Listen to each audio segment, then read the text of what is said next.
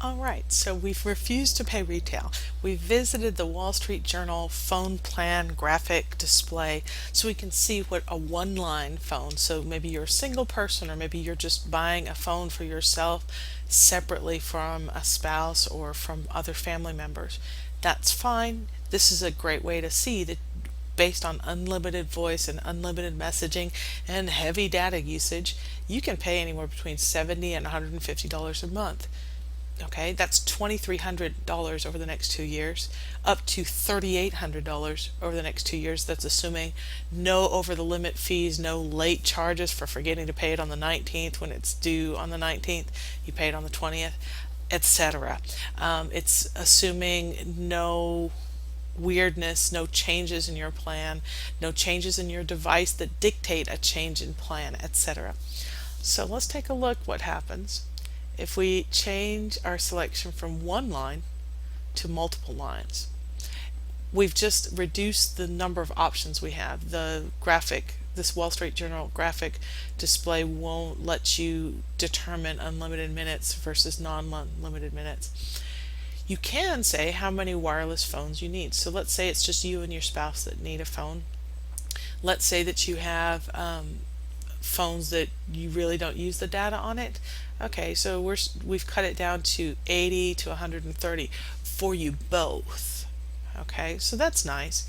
You can see that depending on the plan, having no data versus having a little bit of data does change the price point.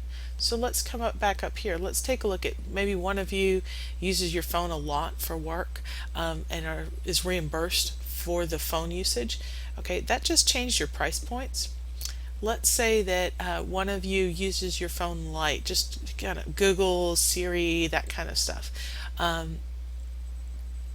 This makes a difference. Remember on the single cell phone plan, if you can live without your data and unlimited voice and messaging, you can drop it down into the $40 to $50 a month. Okay, $40 to $50 a month is nowhere near the nearly $5,000 over a 2 year period you could pay for having phones with data plans. Something to think about.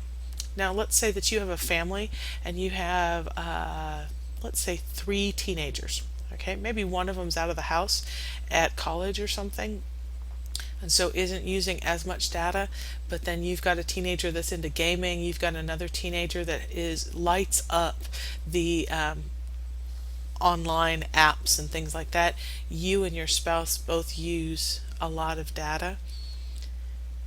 Okay, if this isn't enough to give you a little bit of price shock, 5 phones in a family, anywhere between $8,000 and nearly $12,000 over the course of 2 years. So let's step back to that decision about we can get involved in prepaid phones, we can get involved with month-to-month plans, we can also get involved with 2 year contracts when we get into these upgrades and things like that. Okay, when you're looking at $175 worth of cancellation or termination fees for stopping your service, let's pretend you pay $175 for each of the 5 phones. If you are anywhere at the beginning of a 2 year contract, that price makes a difference in your monthly budget, but it also makes a difference in coming up with that upfront cancellation fee.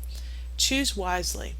When in doubt, step up to it. If you're not sure that you need to use data plans, let's avoid it. Let's be careful in how we train our teenagers of what they really, quote, need in a phone. You want to be safe. If you don't have a home phone, you need to be able to call. But maybe text messaging and data plans on a smartphone are not necessary. Choose wisely, choose what fits your situation best, and always have that emergency fund ready to go while saving for retirement and college.